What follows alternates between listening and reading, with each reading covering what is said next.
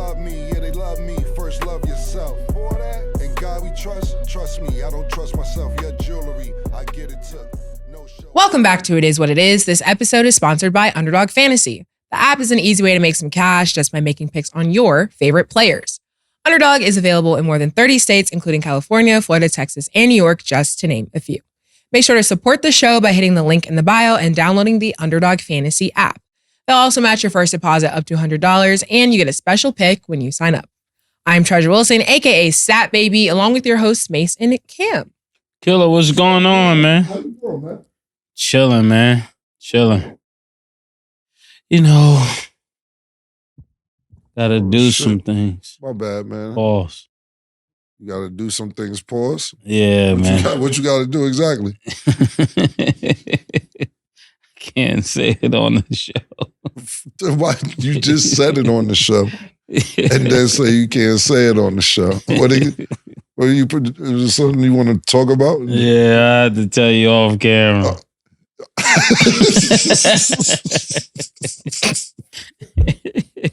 All right, that's fine with me. And you telling me off camera so I can say it on camera later? Hey, you can use me, man. Pause. You can let me know what's going on whenever. You know, I'm unfiltered and unadulterated.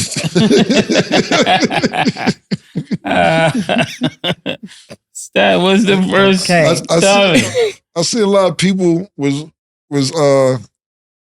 they was happy what I said and gave a lot of information as far as the cuckold is concerned. Yeah. Yesterday I was looking at they was like, Killer, we didn't know that. And they was like, it's crazy that niggas is out here still doing that. Niggas said still doing that. It seemed like niggas have personal experience. Yeah, niggas already knew about that. Yeah, man, but that was very informative.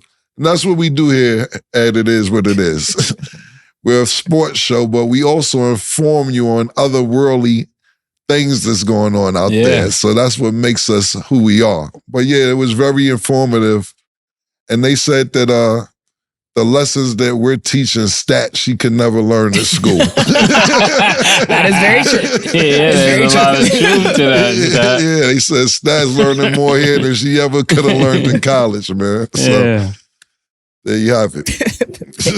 There you have it. Okay, so we're going to start the top of the show talking about Justin Fields. There's a lot of discussion around the Bears quarterback because he unfollowed the team on Instagram. So, of course, a lot of people were asking him why he unfollowed his own team off of Instagram. His argument was, just because you don't follow the girl on IG, don't mean you're not messing with her.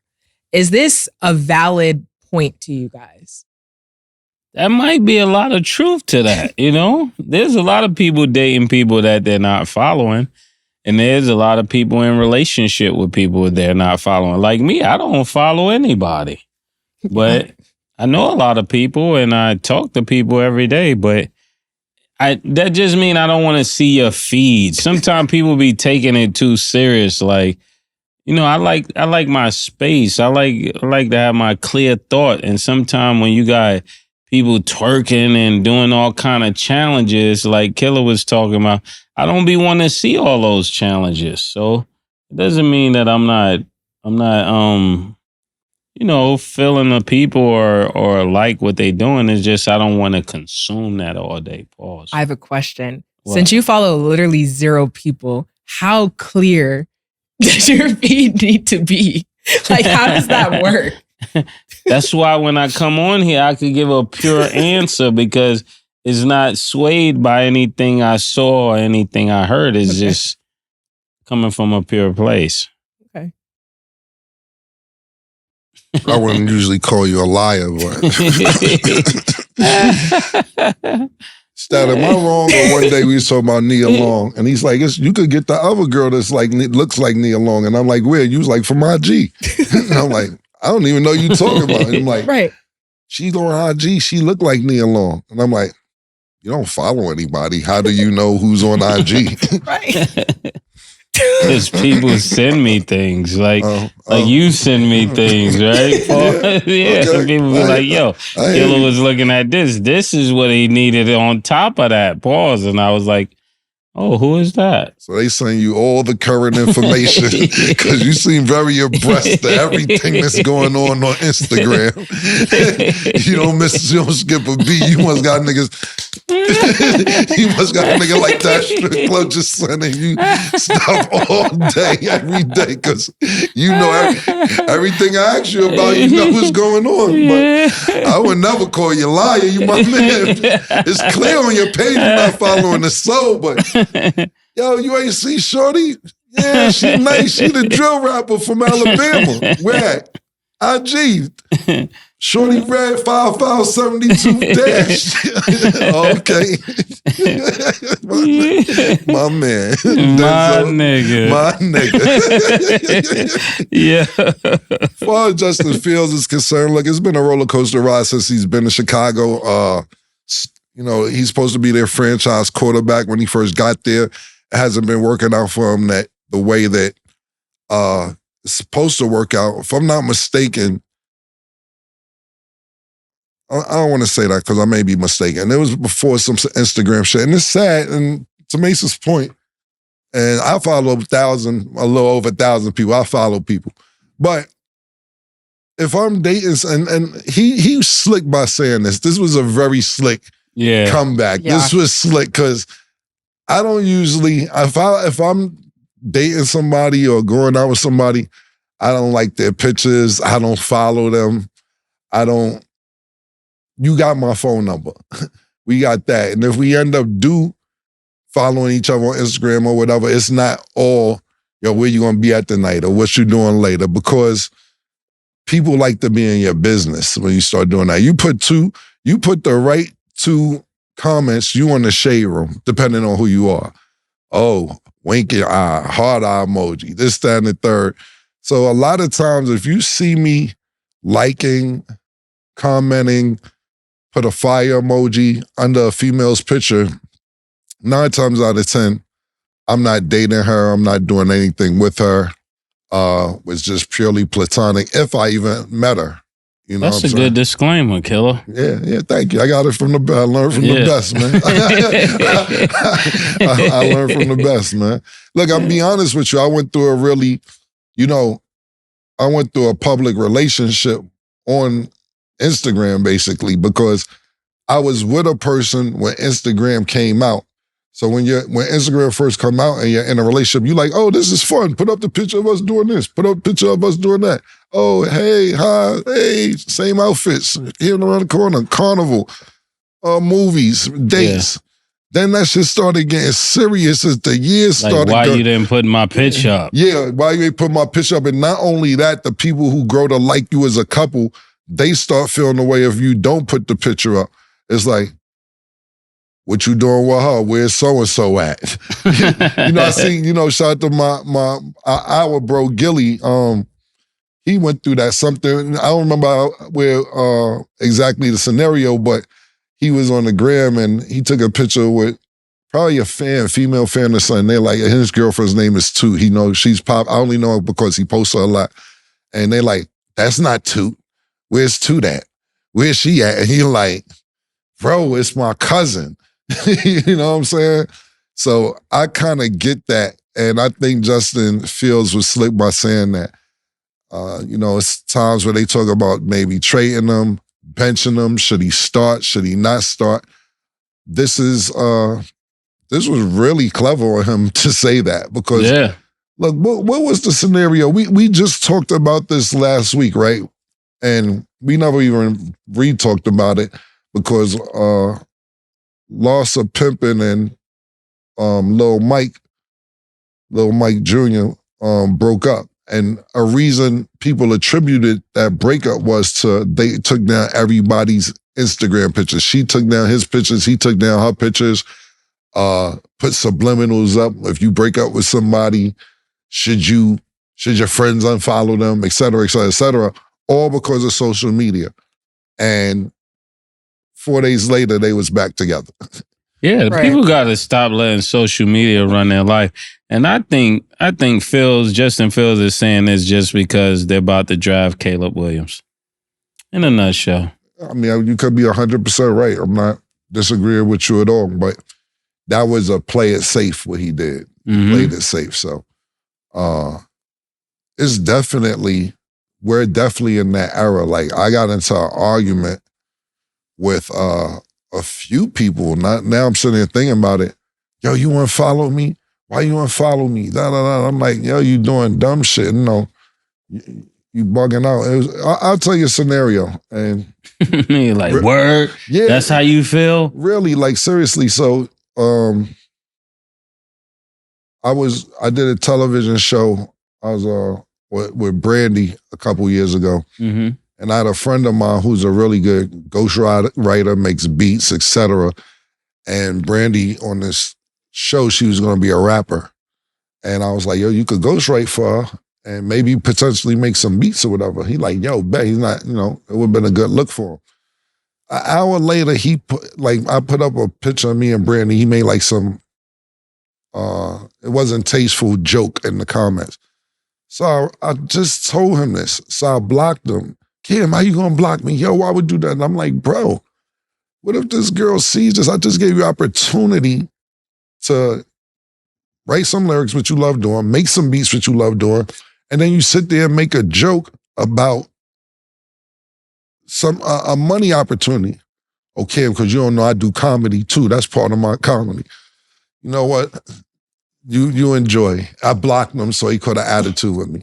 I know friends who's mad at other friends who blocked them. We're in that era to where, and I tell people all the time, if you got my phone number, be happy you got my phone number. Yeah. Sometimes you're just not interested. Just because you're my friend, that don't mean I want to follow you because your pages are interesting. Yeah. For me, what make them interesting to you? Well, several things. I follow CNN, I follow ABC for worldly news. I follow Shade Room Ball Alert for nigga news.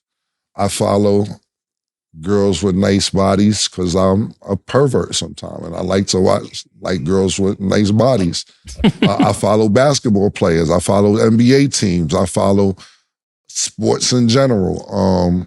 I follow news outside the country as well, not just in America. I follow nature's predators. I'm into animals. It's several different things. You into animals? Yeah. Pause. That was crazy, but go ahead. I don't count that as a pause. That's more like bestiality. That isn't joints, but yeah, I like. And I'm not going to tell y'all what bestiality means. If you want to Google that, that's up to you. But yeah, I'm definitely into animals. I like watching National Geographics. I have like 3 closets dedicated to animals. Mm-hmm. Pet cemetery.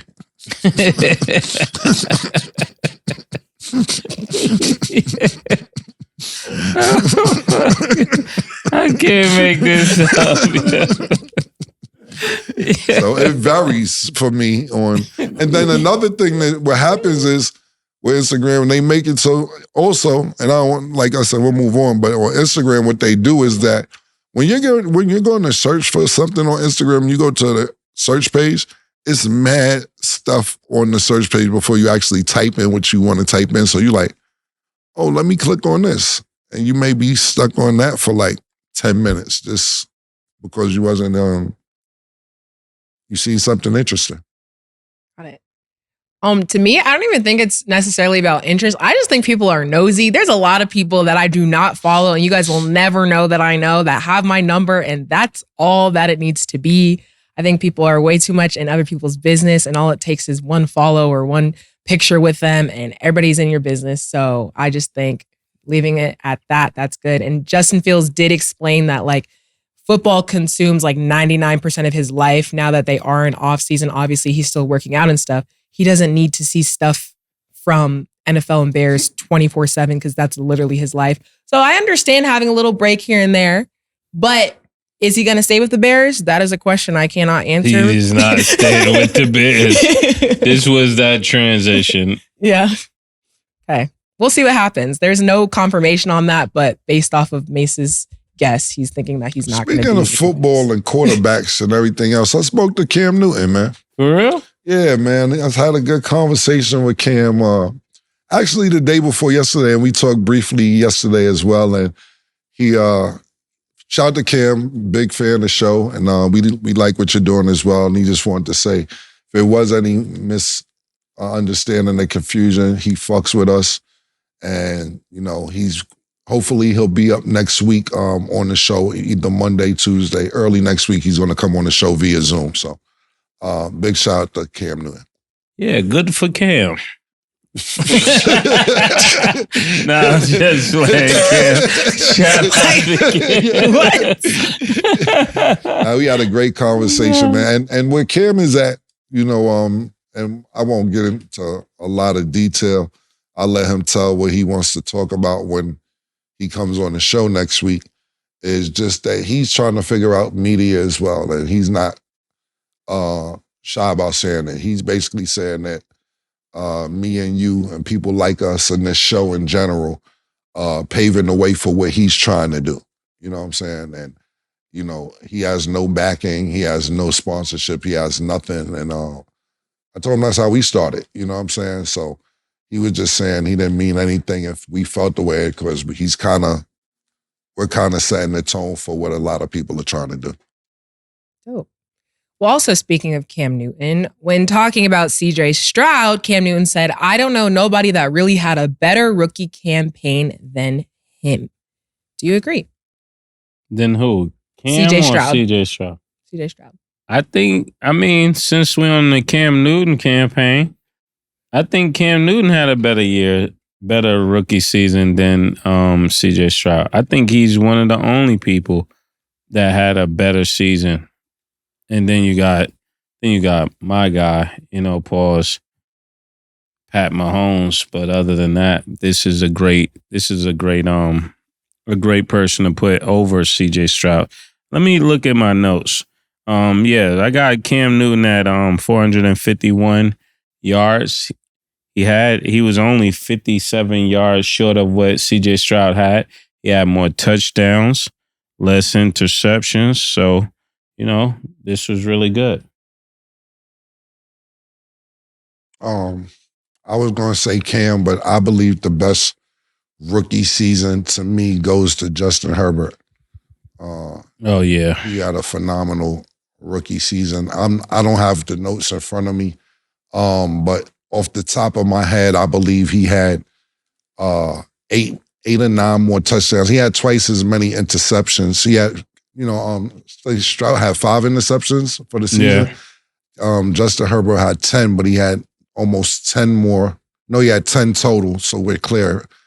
He had almost 10 more touchdown totals, and I believe he had 200 to 300 more yards than CJ Stroud, if I'm not mistaken. But if I'm going best rookie season, I'm going to go individual. And we're not talking about team. We're talking about individually. Justin Herbert. Now, CJ Stroud's season may have been better than Justin Herbert's first season. Justin Herbert's first season, he was 6-9, and CJ Stroud made it to the playoffs. So it may look better for CJ Stroud because his team went further. But if we're talking about individual accolades and play, I'm going to go with Justin Herbert, and then agree with Mase on the tie for CJ and Cam as well. Yeah. And then I got Cam Newton over him with the 700 yards that he rushed for. Okay. As well as those rushing touchdowns. His season was more more exciting or electrifying than Herbert to me. just off of stat comparisons, Justin Herbert had a passer rating of 98.3 with 4,336 yards, 31 touchdowns, 10 interceptions in 15 games for his rookie season, won Offensive Rookie of the Year. CJ Stroud started in all 15, completing 319 of 499 pass attempts, 4,108 yards, 23 touchdowns, 5 interceptions, and a passer rating of 100. And then Cam Newton had 4,051 yards, 21 touchdowns, and 17 interceptions. And he rushed 126 times for 706 yards and 14 touchdowns. Yeah, so numbers-wise... 17 interceptions is crazy. Yeah, 17 interceptions. I ain't have that in my notes. Yeah, I bet you did. Yeah, 17 interceptions. 17 interceptions is wild. So that's kind of crazy. So. Numbers-wise, technically Justin Herbert had the better game, but CJ Stroud just had less interceptions. 17 interceptions? To 21 touchdowns. Yeah. It's almost 50%. It's almost, yeah. Yeah. Okay. So who would you pick? Who would I pick? For just not even one of our opinion, do you think that CJ Stroud had the best rookie season? CJ Stroud had a better. Now that I heard the 17 interception. Better than Justin Herbert too, though? No. Justin Herbert then CJ Stroud. That's still, like, also statistically speaking and on paper, Justin Herbert had the better rookie season, but just the hype around CJ Stroud and everything that's going on, especially because he wasn't even, like, he ended up being a lower pick after Bryce Young. I just think that CJ Stroud is a pretty strong argument as well. That's why I asked you, because I knew you would go for the glitz and glamour instead of paying attention. That's exactly why I asked you. I did that on purpose. I did that on purpose, purposely, because I knew that you would go for the shine or the motion or the whatever you want to call it. I said, watch this. Watch go for the glitter. And the glitter. I did the same thing with before you came in about Kyrie. And, we'll get to that though, because that's a good conversation. But same thing. She did the same thing. I knew it. Yeah. Fuck Justin Herbert numbers. I'm going with the who got motion. I'm gonna come back with a better argument for sure, but based off of everything, I'm gonna go with CJ Stroud for now. Because he got more interviews. No, I'm just thinking he got more followers. I'm just thinking I'm just thinking in the long run. Like I have to see. It's still pretty early, just looking at what CJ Stroud has done, but I don't know. Status no more longer, and the question was rookie. None of them will ever be. But I have to take into account. No, I get it's just the rookie year, but I have to take into account everything, and I'm just like, that's what I'm thinking. Like, I get what y'all are saying. There's just multiple factors. When you say there's multiple the factors. thing about it is, you say a long run, it's no rookie in the long run. I know. I know. It makes sense to me, y'all. It makes sense to me. But we think I already knew the Yeah. answer. Okay, but we'll get to that discussion between Kyrie and Jalen Brunson later down the line. But right now, boom. Well, actually, we're getting to that now. Jalen Brunson revealed he truly wanted to stay with the Mavs, but they declined a 4-year, $55 million offer for him. Do you think the Mavs could have benefited more from keeping Brunson? Like I said earlier, this is what I told Akila. I said, who would you take, Kyrie or Jalen Brunson? And it feels, pause, like Brunson is having a crazier year because he's in a bigger market when it comes to New York City, but the numbers are almost compatible. Yeah. You know, it doesn't seem like that because Kyrie is not with Nike or he's not, in the city every day, but they're having the same season. And I would have did exactly what the Mavs did because I didn't foresee Jalen Brunson being what he is now. So if it came down to the time where they had to make that decision, and you could have gotten Jalen Brunson or you could have gotten Kyrie. Some people may have still picked Jalen Brunson, but I would have went with Kyrie. And I'll still go with Kyrie today. Kyrie is one of my favorite players in the NBA, period. I feel like if he was 5 inches taller, he would be Jordan. Jordan couldn't even dribble like that. Yeah.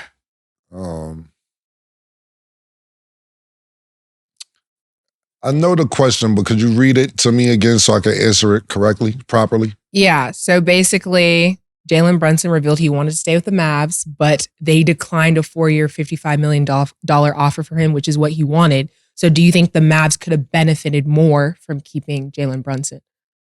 For that price? Yeah. For that price. But what Jalen Brunson is doing, for that price, man, that's a hell of a discount.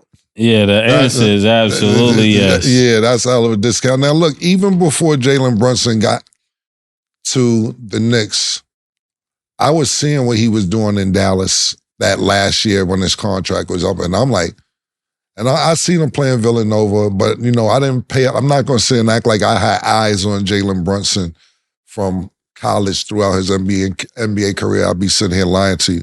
But I seen when he did that last year in Dallas when his contract was up, and it looked like he was playing for like his contract was up.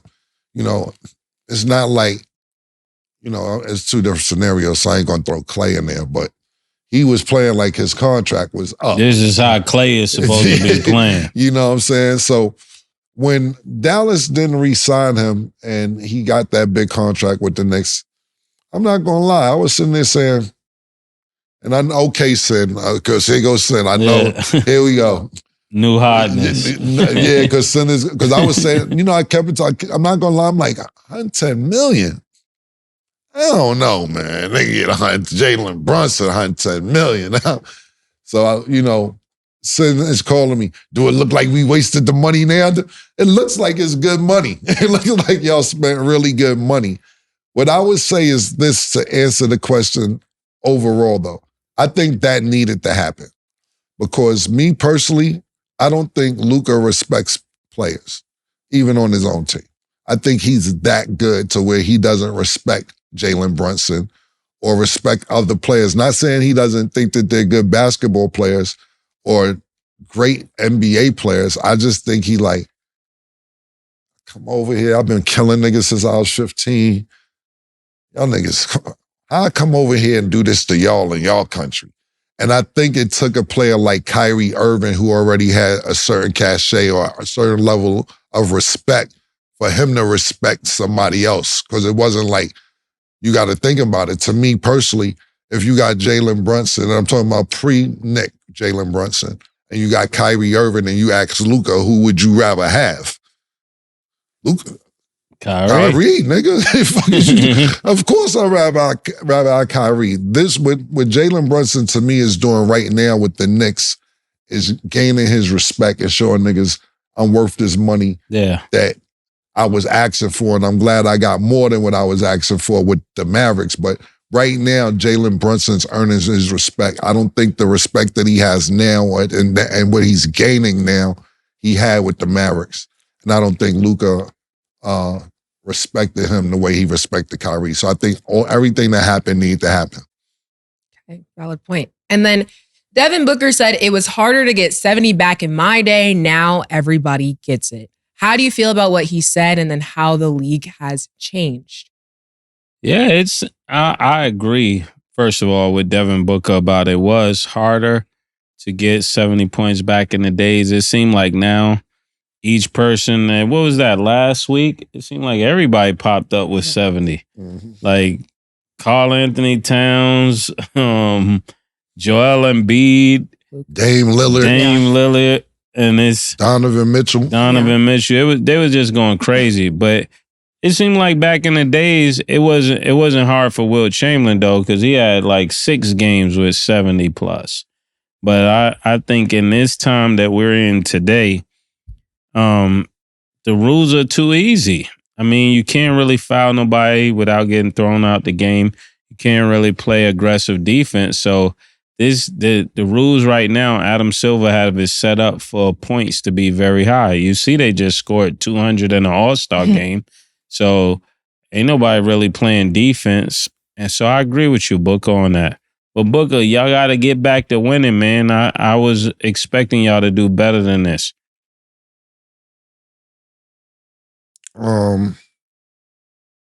Actually, to be honest with you, Suns have kind of climbed back into it, to be considering where they was at when we was talking about it. They kind of actually climbed back into it. I don't have their stats in front of me, but where they're at in the West. Fifth seed. Yeah, they're in the playoffs right now. The playoffs started right now. Seed? Fifth. Right now they're in the playoffs. Yeah, right after the Nuggets. Put all of them together to be fifth. But right after the Nuggets. Well, I'm just saying, as far as where they were at in the beginning of the season, let's take a look at this. Nobody expected Minnesota or Oklahoma City to be in the top 2. So right now, Phoenix, and I had them right behind the Nuggets before the season started, which they're at right now. They're actually right behind the Nuggets. The Clippers are ahead of the Nuggets by a game. And Phoenix is 3 games behind Denver. But I think considering where we at, because this thing looked like it was going to fall off the rails at one time earlier this year. It was like, what the fuck is going on. So, yeah, this is good for Phoenix right here. Even I'm looking at the standings now, even the Lakers and Golden State have climbed back into the play-in, actually. They're in the play-in right now. And that's one thing about the West. Look, let's imagine this, right?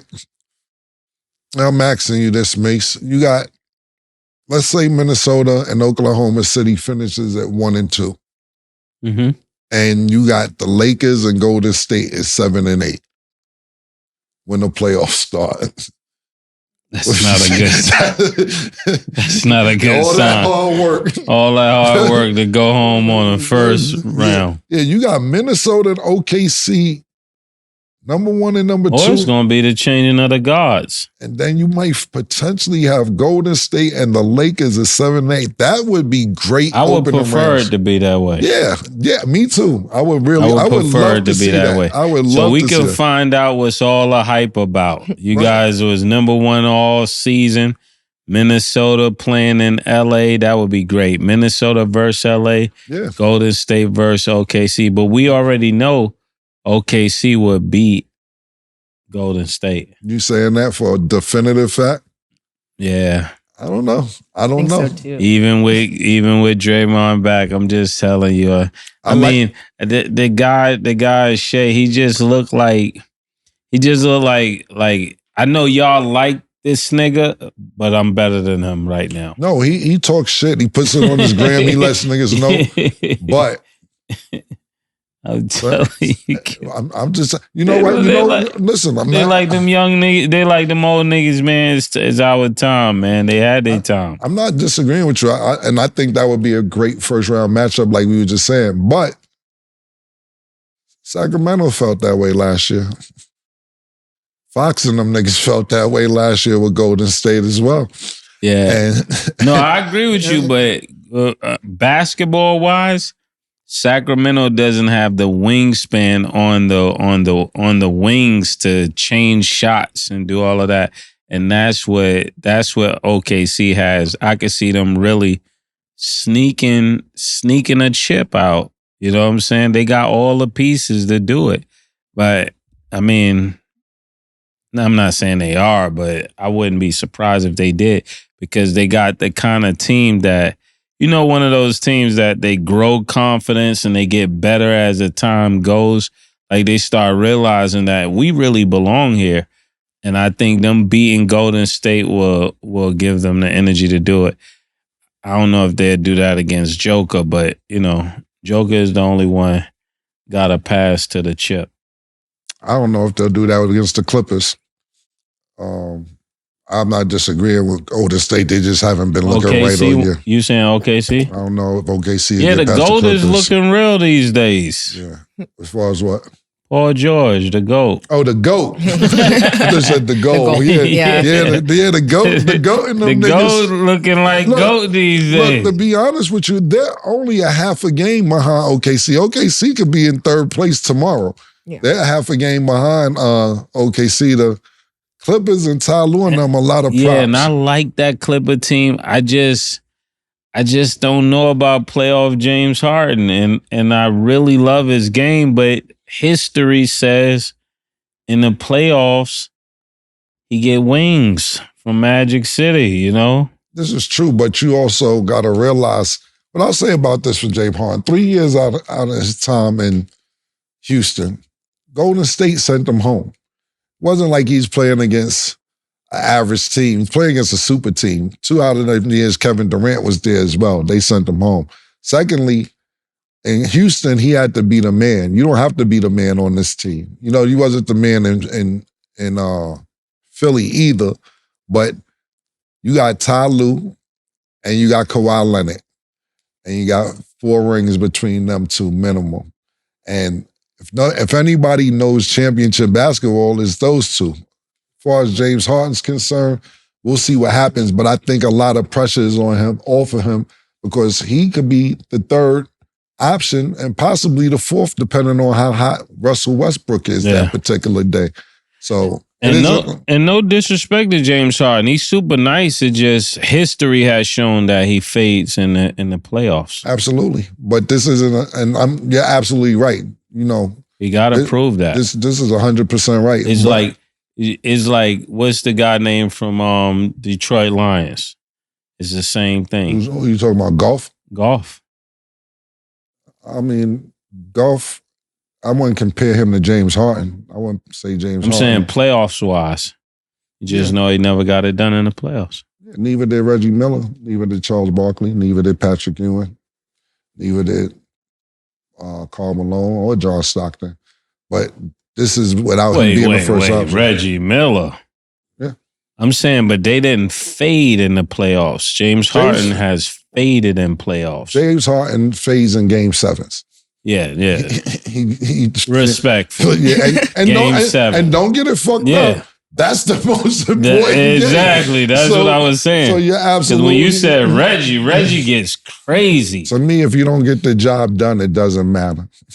That's true. That's just me. If you can have 50 and lose by 30, you didn't get the job done. He had like 13 points in 8 seconds. He was going crazy. Absolutely. And everybody I named, the reason I named them is because they're Hall of Famers. I didn't just name no average niggas. And James Harden's going to be a Hall of Famer. Yeah, he definitely will. He's a Hall of Famer, so that's why I bought them. Back to the original question, though, is, it's crazy that niggas say back in my day and Devin Booker's like 27 years old or 28 years old. What day is he talking about? Niggas say, back in my day, these years must be falling off the calendar. These are dog years. Yeah, niggas say, back in my day, Dev, you missed the back in the day when it was treacherous to get 60, nigga.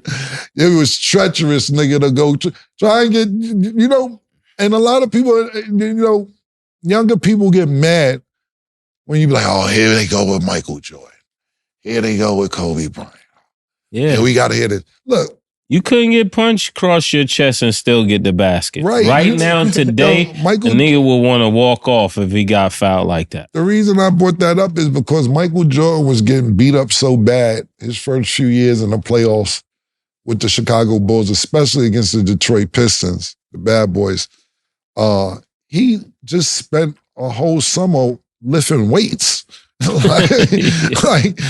just going to lift weights and shit because I got to fight through this, So nigga try to get a dunk. I know every 6-7 years is generation gaps because, like, look, when you're 10 years old, what you were doing when you're 17, you're not doing what you were doing when you was 10 years old. So I get it. So Devin Booker may look at somebody like, new niggas over there thinking sweet. Because Devin Booker has been in the league and it doesn't even seem like it. This is going to be his 9th year. He's been in since 2015. So it's like, damn, Devin Booker's been in the year almost a decade as well. So I get where he's coming from, but trust me, you missed it, bro. You got it good too. You got it real good. It's back in 2015 when you came in, that's when it was already you couldn't touch a nigga like that. Pause. Yeah. Okay, y'all, we're going to go to break, and when we return, we will discuss Ryan Clark's contract with ESPN. She called this thing about toxic. 4 years and counting. Got you feeling like an option. Maybe I'm my own problem, babe. She tired of hearing I don't know. My stubborn in me won't fall. Dealing with this thing called trust. But she really thinking about it. She wanna be free. Welcome back. Now let's get into our Underdog Fantasy picks of the day. Tonight, the Spurs will play the Kings. Underdog Fantasy has De'Aaron Fox at 5 rebounds. Do you have him higher or lower, Mase? Lower. Wemby is out there. He's not getting no rebounds. Who they playing? The Spurs. The Spurs. Lower. Okay. Victor Wembanyama is at 5 first quarter points. Do you have him higher or lower, Cam? Lower. 5 first quarter points. Yeah, lower. Okay. And Devin Vassell is at 20.5 points. Do you have him higher or lower, Mase? Who? Devin Vassell. Who is that? He's on the Spurs. He's like, I can't speak of something I don't know. What you got for him, Caleb? Lower. Lower. Okay. Download the Underdog Fantasy app and you can make your picks too. So Ryan Clark's contract with ESPN has expired. So he's not even technically, he is a broadcasting free agent. 3 days ago, he posted that him and ESPN disagreed on terms of a new deal, and that's okay. So what do you guys think is next for Ryan Clark? And then what are you guys' general thoughts on ESPN and their relationships with talent? Because we've seen a lot of firings. This one seemed more mutual, but what do you guys think about it? Well, I'll start by saying congratulations, Ryan Clark. Thank you for showing us that everybody don't have to just bow their knee all the time. And you was actually very classy about it. How you bow your knee? By just taking whatever a nigga offer. Bow your knee though, Mase? Bow his knee. When you get on his knee or you bow on his knee?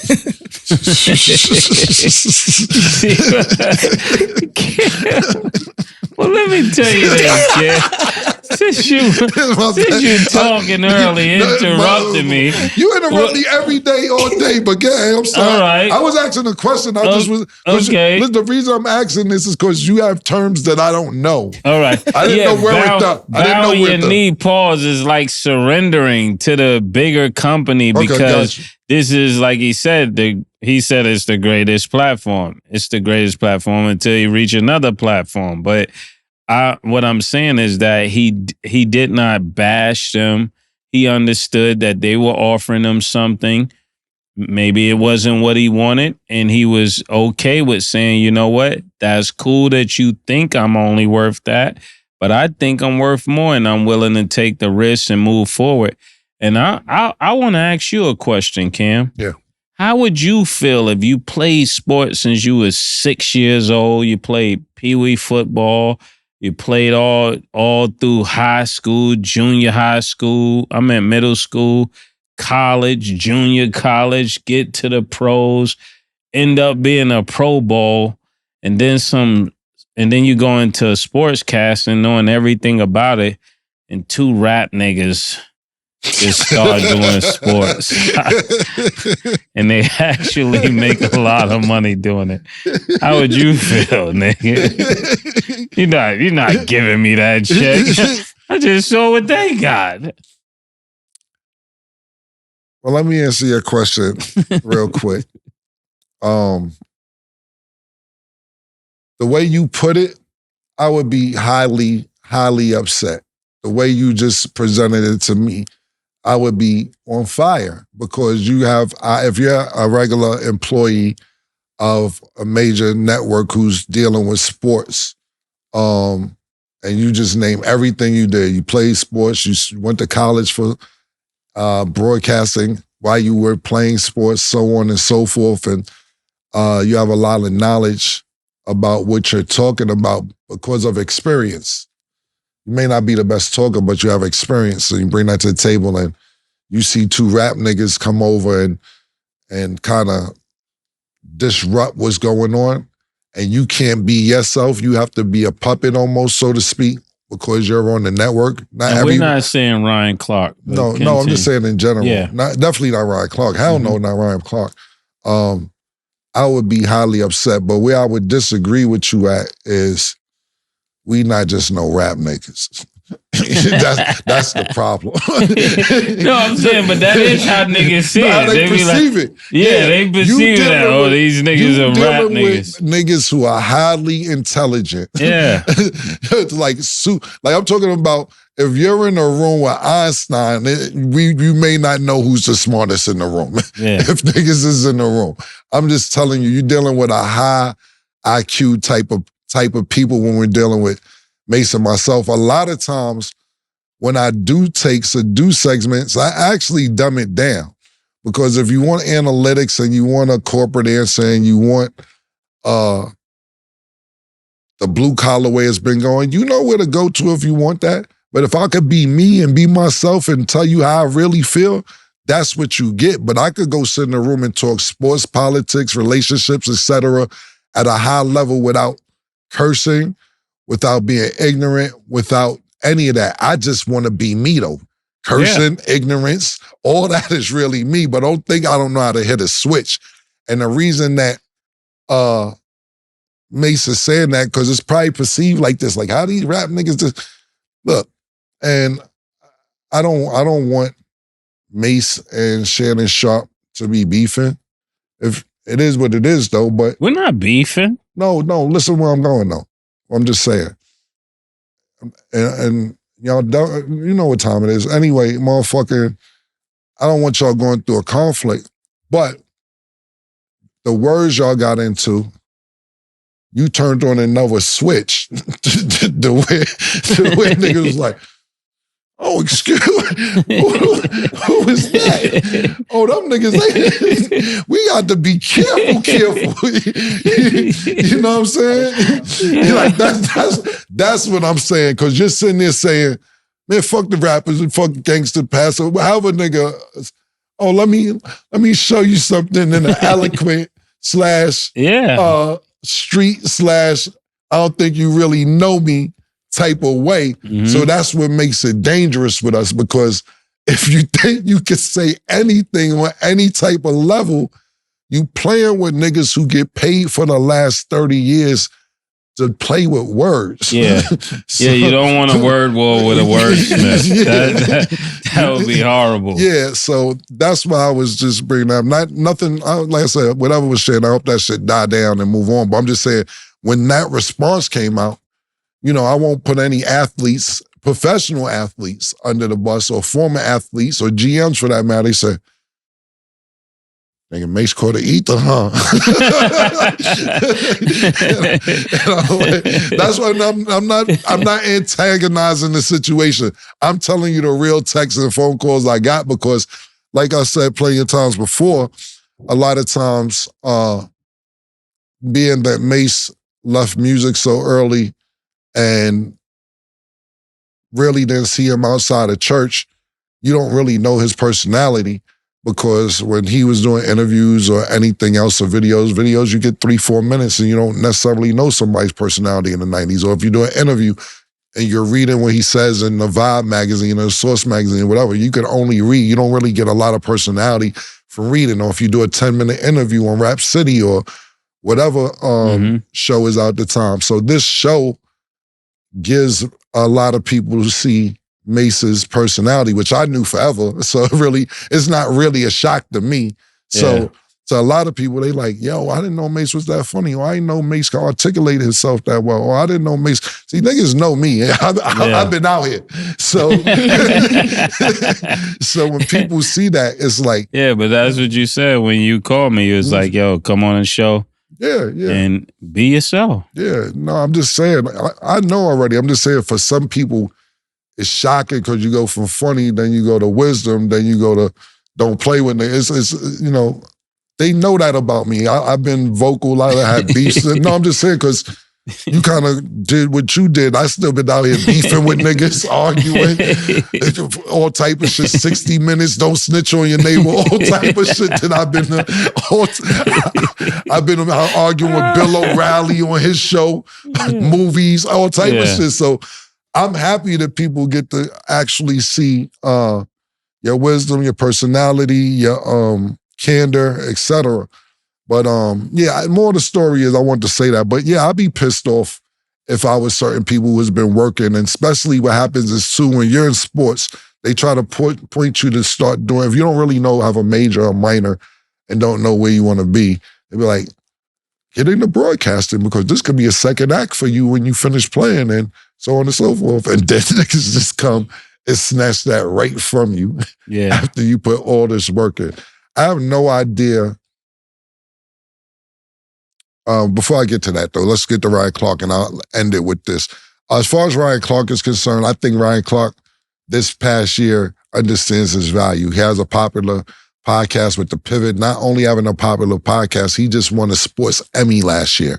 Mm-hmm. And, you know, you got to realize this. Yeah, so his number went up. Yeah, yesterday's price is not today's price. You got to realize who's at ESPN, all the people there. And I'm not other people won awards, but I don't even think Stephen A. Smith won an Emmy. You know what I'm saying? So Ryan Clark is like, holla at me, yo. Like, you know what I'm saying? And I'm not saying that Ryan Clark does or doesn't have the personality Stephen A. Smith does. I like Ryan Clark. I like watching him on ESPN. You know, there's a few people I don't like, but he's definitely one of my favorites to watch when I'm watching sports on ESPN. But at the end of the day, he has a great career after football, and he's also an NFL Super Bowl champion. So Ryan Clark, wherever you go, I wish you luck. I'm a fan, and I'll definitely be watching. Back to the last thing I'll say, what I was tapping into before we left about how athletes, or not just athletes, you go to school for broadcasting, and you got people like Mase and myself who can invest in themselves because we believe in ourselves. And we say, nigga, if we need to talk to whoever about sports, we're going to be able to talk to them. Or if we need to just debate amongst ourselves, we could do that as well. If we need to bring in a guest every week, we could do that as well, et cetera, et cetera. But for the people that went to school for this, and now they're interning somewhere, where I was going was, I was going to ask Stat, and I don't want you to throw anybody under the bus, but what is your classmates' lives like compared to yours right now? Shout out to the classmates that we were getting out the mud together, literally bringing around camera equipment, producing our own stuff, writing everything. It was really, really difficult. But just getting your footing out in the broadcast world is extremely difficult. A lot of them are still, trying to get that first job, or honestly left the market because it's changed. Like, I mean, unless you want to start with politics and do sidelines, a lot of them are, still trying to find different things to do because it's just really difficult. I think there's more opportunities for people in school to intern and do like collaborations with like throughout the school and then actual leagues. I'm going to say shout out Daryl Barnes because he just did something with NBA on TNT, which is super difficult to get. But a lot of other people are struggling and have reached out and asked kind of for help and stuff on like how to get that footing. But there is no direct path that you can take. Like there's no to do this on like, to be successful, you got to do this and you got to do that. Like you don't really know until you try things. So that's what I would say. No, 100%. And listen, we're privileged and happy that we were able to find you and sort you out. Shout out to Kev in Miami for finding you, because you've been a blessing to the show. You bring a lot to the table, but I'm just wondering where your peers would be at, or not just if you wasn't here, what you would probably be doing right now. Because you got to realize, and I'm not disrespectful. I'm totally not being disrespectful. Yeah. Not at all. Yeah. And I want to be super clear because we like Cameron disrespectful, but I seen you post somebody that you went to school with, and I believe they're like gonna be the social media intern somewhere. One of your former classmates is a dude. Probably, yeah. There's a couple of things I posted. Yeah. But he's just I think ESPN, if I wasn't mistaken, he's gonna be the social media intern.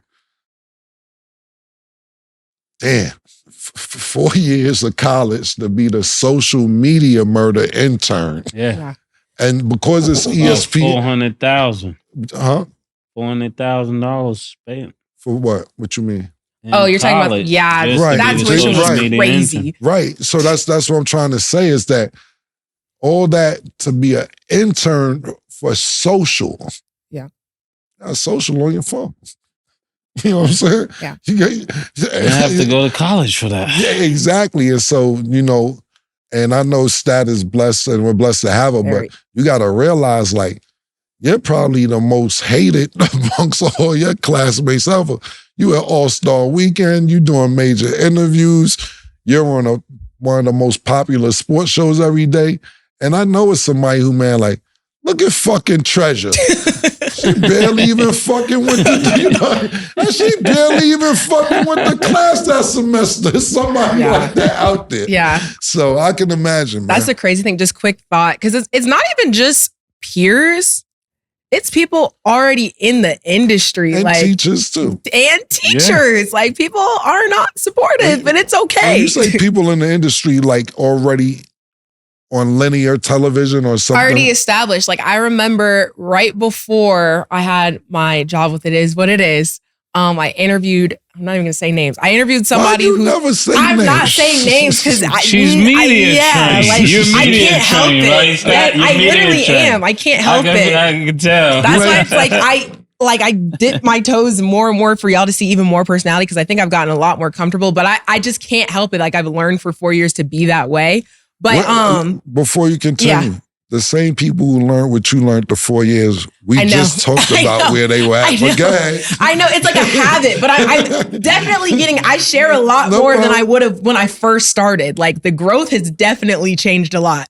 But yeah, I remember there was somebody like that I interviewed because I've interviewed, people along the way, and they were like, yeah, one day, you'll have the opportunity to be in camera and get to like a position like me. I was like, okay, and that's not something that you want to hear from somebody that you like look up to. You know what I'm saying? They're just like, yeah, one day. Have you passed that person? Yes. Wow. Yes. So all of you looking for work that's down there in the college, hit that up. That too. Yeah, definitely looking for people. But shout out to the people who have supported me. Joy Taylor, Taylor Rooks, they have definitely supported me and they're, up there in the industry as well. So shout out to them for being very supportive. And obviously Cam and Mase. But yeah. That's what's up. Yeah. Okay. Did you have one more thought before we... No, I just would say I wish Ryan Clark the best, and I'm a fan, so yes, be looking forward to what he got going on next. Okay. And then before we wrap, Jason Tatum believes he can be the next face of the league. In an interview, he said, I feel like it's mine to take. Do you guys feel like it's Jason Tatum's to take?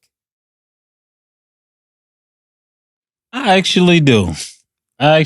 Because even though he had that horrible playoff series last year, I look at it like the same thing happened to Kobe one year, right? He comes out, he shoots these air balls. He come back after that, and he's a terror until he passed away. And shout out to the entire Bryant family. Blessings on that family. God, prayers be with you. And I think Tatum has what it takes. He just gotta remember that in tough situations, you gotta be the alpha. You gotta be the dog. You gotta be the one that makes sure y'all win it all, because you can be the face. But if you lose this year with Porzingis and that team that you have, we're never going to let you forget it. I just want to say that.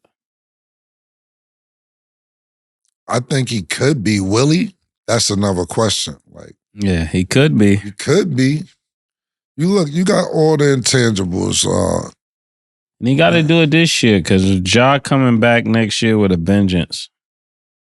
Yeah, look, I believe if Ja didn't go through all that, he might have could have been. He would be the face. Yeah, I believe because.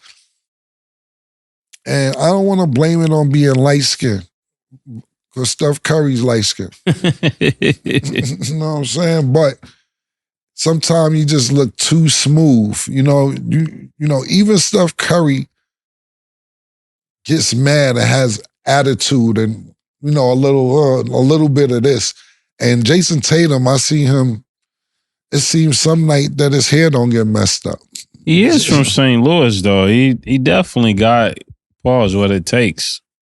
Because he's from St. Louis, that don't mean that you from St. Louis. Now, don't get it fucked up. He came up under Bradley Beal. Bradley Beal used to practice with him, put him under the wing. Nelly, too. Shout out to Nelly. Nelly used to bring up Bradley Beal. Bradley Beal brought up Jason Tatum. So I ain't going to sit there and say you ain't in the hood. But at the end of the day, you could also be sheltered. And I don't want to sit here and go on his background or how he grew up or anything else, because I don't know. And I don't want to say the wrong thing. But what I will say is that I believe he has everything you need to have. He's 6'7", 6'8". He could put up 50 any night he wants to or needs to. But for us as basketball fans, we've been seeing you do this the last 3-4 years.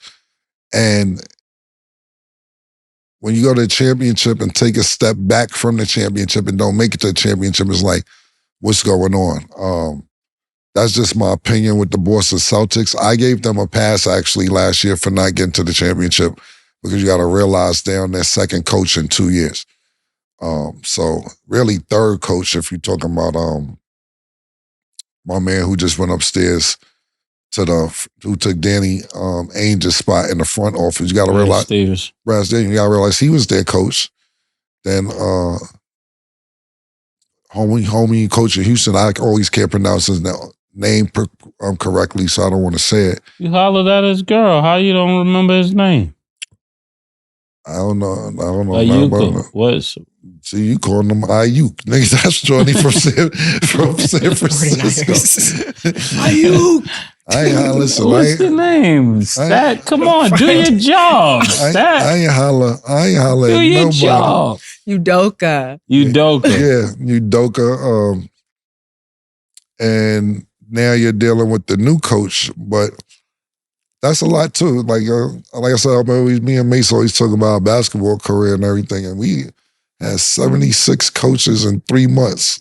Like, when you have no chemistry and you keep changing up shit, sometimes it takes into effect. But this year, I think that Mase is right. You need to get it done, but not just that. I'm sitting here, because I think he can do it. I'm sitting here trying to think, but he has to get it done this year. I never see nigga do this.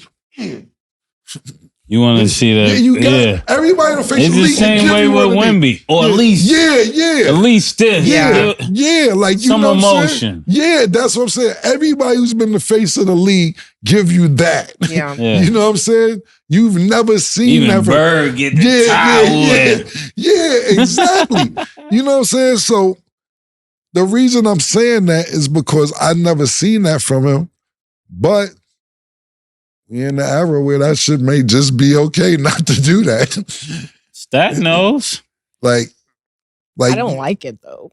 Yeah, I'm just saying, like, and I'm not saying Jason Tatum in particular, but Stat'll be cool if niggas get their eyebrows done. I didn't say all that. Okay, so would you be mad if a nigga got his eyebrows done? I didn't say all that. I'm just asking you as a friend. Would you be mad? Would you be mad? I'm not gonna be mad at anything that somebody decides to do, but like I've not seen that. So like I don't know. Nobody get their eyebrows done? Like a dude go get their eyebrows done? No. Oh. Niggas got highlights. Niggas already. You seen their nails? Yeah. Yeah. Status for all of this. She with it. Yeah. I ain't knocking her. She's Generation A. She ain't a dog. She ain't a door. I ain't gonna knock her. But answer your question. I think Generation A is crazy. I think that Jason Tatum has all the intangibles to do it. Will he do it? That's the question. Okay. We're rooting for you, Jason Tatum, to do it. We really hope that you do it. Okay. Well, that's all the time we have for today. Thanks for watching. And as always, it is what it is. So big